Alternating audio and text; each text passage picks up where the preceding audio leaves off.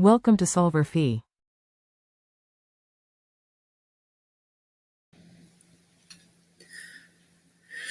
This is the answer to Chapter 15, problem number 77 from the Smith Organic Chemistry textbook.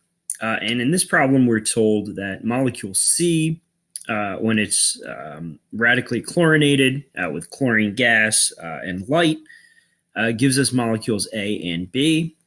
And A and B have the formula C3H5Cl3. And we're given a little bit of NMR data about A and B, and we're asked to come up with structures for A, B, and C. Okay, so I think the best starting point for this type of problem is to calculate the degrees of unsaturation, or the hydrogen deficiency index. And so in this case, that's going to be 2 times 3, which is the number of carbons, plus 2, minus the number of hydrogens, minus the number of halogens, and then all of that over 2.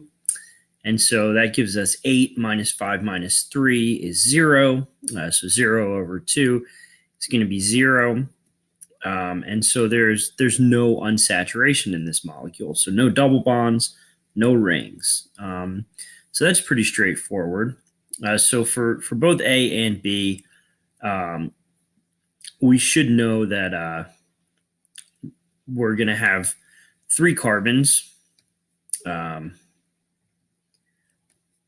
1, 2, 3, and 1, 2, 3. So A and B are both going to be derivatives of propane. And so we need to look at the NMR data that we have. So we don't have integrations at all. So we don't know what numbers of protons each of these signals account for. But we do have chemical shifts and splitting patterns.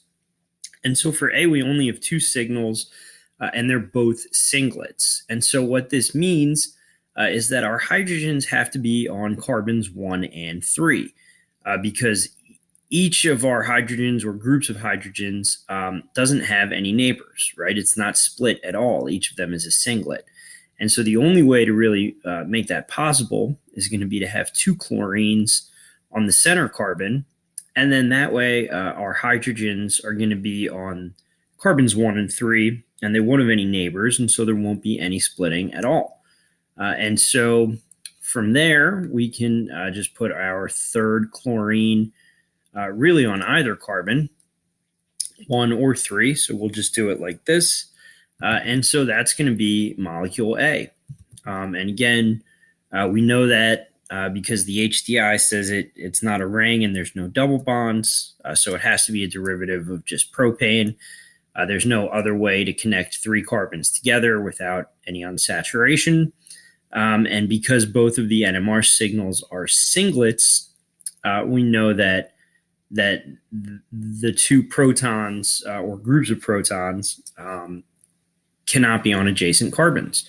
And so that's the only way to really fulfill those structural requirements. So then looking at B, for B we have 3 signals, and they do all split. So we have 2 doublets and a multiplet. And so what this tells us is that we're going to have doublets on the 2 end carbons, and that multiplet is going to be a hydrogen on the central carbon.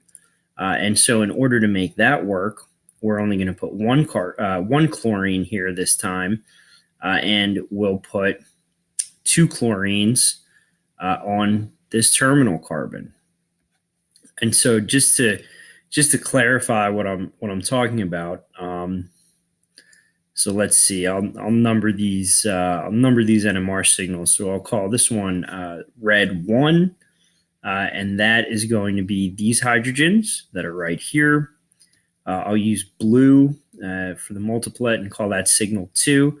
Signal 2 is going to be from a single hydrogen that's right there on that carbon. And then in black, I'll do this third doublet, or this third signal. That's going to be a doublet. And that's the single hydrogen that's right there on that carbon. And when we look at the chemical shifts, they also back this proposed structure up, right? So signal number 1 that I've labeled in red, there are no chlorines on that carbon, so it's somewhat deshielded by the chlorine on the adjacent carbon, but the other two signals are much more deshielded, and the signal that is a hydrogen on a carbon that has two chlorines also bound to it is the most deshielded. And so that all makes sense. So lastly, we're also asked to come up with a structure for C. So just looking at what we have for A and B, we know that C pretty much has to be this, right? Because the difference between A and B is, do we add a chlorine at carbon 1 or carbon 2? And so we know that there already has to be a chlorine at each of carbon 1 and carbon 2 in the starting material. Okay, and so that's the answer here. Again, start with an HCI and then just try to work through the NMR data that we've been given to come up with these structures. And that's the answer to chapter 15, problem number 77. And I'm just going to label that C just in case there's any confusion. All right.